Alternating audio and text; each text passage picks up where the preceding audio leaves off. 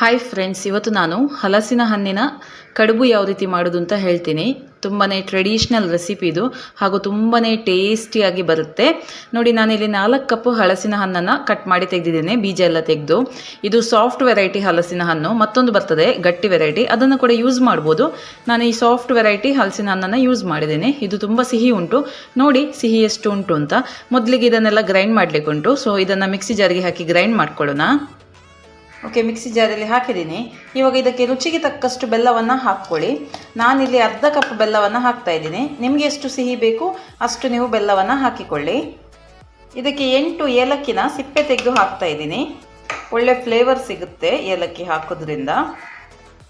ಹಾಗೆ ಅರ್ಧ ಟೀ ಸ್ಪೂನಷ್ಟು ಪೆಪ್ಪರನ್ನು ಹಾಕ್ತೀನಿ.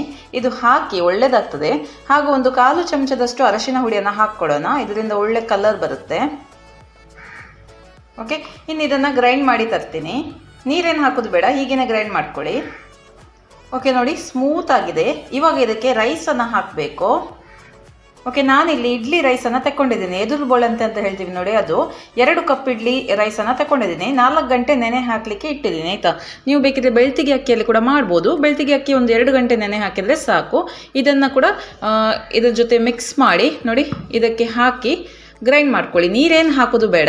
ಮತ್ತು ಇದು ನೈಸ್ ಆಗಬೇಕಂತೇನಿಲ್ಲ, ತರಿಯಾಗಿ ರುಬ್ಕೊಂಡ್ರೆ ಸಾಕು, ಆಯಿತಾ. ಇದನ್ನು ರುಬ್ಬಿ ತರ್ತೀನಿ. ನೋಡಿ, ಇದು ರುಬ್ಬುವಾಗನೇ ನಾನು ಉಪ್ಪನ್ನು ಹಾಕ್ತೀನಿ, ಆಯಿತಾ. ಹೇಳಲಿಕ್ಕೆ ಮರ್ತೋಯ್ತು. ಇನ್ನು ಇದನ್ನು ನೈಸ್ ಬೇಡ, ತರಿಯಾಗಿ ರುಬ್ಬಿ ತರ್ತೀನಿ. ಓಕೆ, ನೋಡಿ ರುಬ್ಬಿ ತಂದಿದ್ದೀನಿ. ರವೆ ಕನ್ಸಿಸ್ಟೆನ್ಸಿ ಇದ್ದರೆ ಆಯಿತು. ನೋಡಿ ಇಷ್ಟು ದಪ್ಪ ಇಟ್ಟಿದ್ದೀನಿ, ನೋಡಿ ತೀರಾ ತೆಳು ಇಲ್ಲ, ನೋಡಿ ಈ ರೀತಿ ಇದೆ. ಓಕೆ, ಇನ್ನು ಇದಕ್ಕೆ ಅರ್ಧ ಕಪ್ಪಷ್ಟು ಕೊಬ್ಬರಿನ ಸಣ್ಣ ಕಟ್ ಮಾಡಿ ಹಾಕ್ತಾ ಇದ್ದೀನಿ. ಹಾಗೆ ಅರ್ಧ ಕಪ್ ತೆಂಗಿನಕಾಯಿ ತುರಿಯನ್ನು ಹಾಕಿಕೊಳ್ಳೋಣ. ಓಕೆ, ಇದು ಹಾಕಿದರೆ ಒಳ್ಳೆ ಟೇಸ್ಟ್ ಬರುತ್ತೆ. ಕೊಬ್ಬರಿ ಎಲ್ಲ ಹಾಕಿ ಚೆನ್ನಾಗಾಗುತ್ತೆ. ಅದು ತಿನ್ನುವಾಗ, ಅದು ಬಾಯಿಗೆ ಕೊಬ್ಬರಿ ಸಿಕ್ಕುವಾಗ ಸಖತ್ತಾಗಿರುತ್ತೆ. ಇದನ್ನು ಚೆನ್ನಾಗಿ ಮಿಕ್ಸ್ ಮಾಡ್ಕೊಳ್ಳೋಣ. ಓಕೆ, ಈ ರೀತಿ ಒಳ್ಳೆ ಮಾಡಿ ಮಿಕ್ಸ್ ಮಾಡ್ಕೊಳ್ಳಿ. ಇನ್ನು ಉಪ್ಪು, ಇದು ಸಿಹಿ ಎಲ್ಲ ಸರಿ ಉಂಟಾ ನೋಡಿ. ಸಿಹಿ ಕಡಿಮೆ ಆದರೆ ಬೆಲ್ಲವನ್ನು ಹಾಕಿಕೊಳ್ಳಿ. ಓಕೆ, ಇದು ಚೆನ್ನಾಗಿ ಮಿಕ್ಸ್ ಆಗಿದೆ, ಉಪ್ಪೆಲ್ಲ ಕರೆಕ್ಟಾಗಿದೆ. ಇನ್ನು ನಾವು ಕಡುಬನ್ನ ಮಾಡ್ಕೊಳ್ಳೋಣ. ಇದು ಸಾಗುವಾನಿ ಎಲೆ ನಿಮಗೆ ಸಿಕ್ಕಿದ್ರೆ ಯೂಸ್ ಮಾಡಿ. ಇದು ಅಷ್ಟೊಂದು ಒಳ್ಳೆಯದಿಲ್ಲ, ಆದರೂ ಕೂಡ ನಿಮಗೆ ತೋರಿಸಲಿಕ್ಕೆ ನಾನು ಇದನ್ನು ತಂದಿದ್ದೀನಿ. ನೋಡಿ ಯಾವ ರೀತಿ ಮಾಡೋದು ಅಂತ. ಓಕೆ, 2 ಸ್ಪೂನಷ್ಟು ನೀವು ಹಿಟ್ಟನ್ನು ತೆಗೆದು ಇದರ ಮಧ್ಯದಲ್ಲಿ ಹಾಕಬೇಕು. ಈ ರೀತಿ ಸೆಂಟರಲ್ಲಿ ಹಾಕ್ಕೊಳ್ಳಿ. 2 ಸ್ಪೂನ್ ಹಾಕ್ಕೊಳ್ಳಿ, ಆಯಿತಾ. ಆನಂತರ ಇದನ್ನು ಚೆಂದ ಮಾಡಿ ಫೋಲ್ಡ್ ಮಾಡ್ಕೊಳ್ಳಿ. ಈ ರೀತಿ ಫೋಲ್ಡ್ ಮಾಡಿ ಸ್ಟೀಮರಲ್ಲಿ ಇಟ್ಟು 20 ನಿಮಿಷ ಇದನ್ನು ಬೇಯಿಸಬೇಕು. ಸ್ಟೀಮರನ್ನು 10 ನಿಮಿಷ ಪ್ರೀ ಹೀಟ್ ಮಾಡ್ಕೊಳ್ಳಿ. ಸೊ ನೋಡಿ, ಈ ರೀತಿ ಇಟ್ಟು ನೀವು ಸ್ಟೀಮ್ ಮಾಡ್ಕೊಳ್ಳಿ. ಓಕೆ, ನಾನಿನ್ನು ಎಲ್ಲವನ್ನು ರೆಡಿ ಮಾಡಿ ಸ್ಟೀಮರಲ್ಲಿ ಇಡ್ತೀನಿ. ಓಕೆ, ನೋಡಿ ಸ್ಟೀಮರಲ್ಲಿ ಇಟ್ಟಿದ್ದೀನಿ. 3 ಎಲೆಯನ್ನು ಇಟ್ಟಿದ್ದೀನಿ. ಇನ್ನು 20 ನಿಮಿಷ ಇದನ್ನು ಸ್ಟೀಮ್ ಮಾಡಬೇಕು. ಮತ್ತು 20 ನಿಮಿಷ ಆದ ನಂತರ ತೆಗೆದು ನೋಡೋಣ. ಓಕೆ, ನೋಡಿ ಈಗ ಇದು 20ರಿಂದ 30 ನಿಮಿಷ ನಾನು ಬೇಯಿಸಲಿಕ್ಕೆ ಇಟ್ಟಿದ್ದೆ.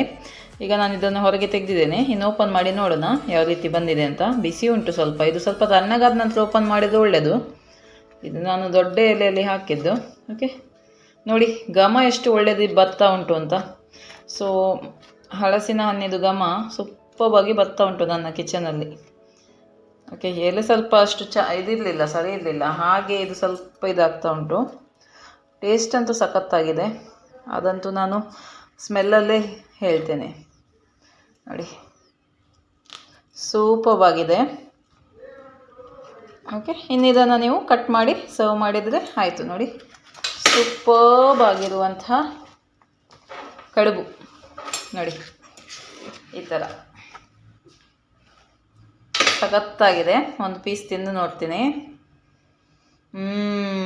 ಸೂಪರ್, ಆಯಿತಾ. ನೀವು ಕೂಡ ಇದನ್ನು ಟ್ರೈ ಮಾಡಿ, ಹಲಸಿನ ಹಣ್ಣು ಸಿಕ್ಕಿದರೆ, ಆಯಿತಾ. ನಿಮ್ಮ ಅಭಿಪ್ರಾಯವನ್ನು ಕಮೆಂಟ್ಸ್ ಮುಖಾಂತರ ತಿಳಿಸಿ. ಬಾಯ್.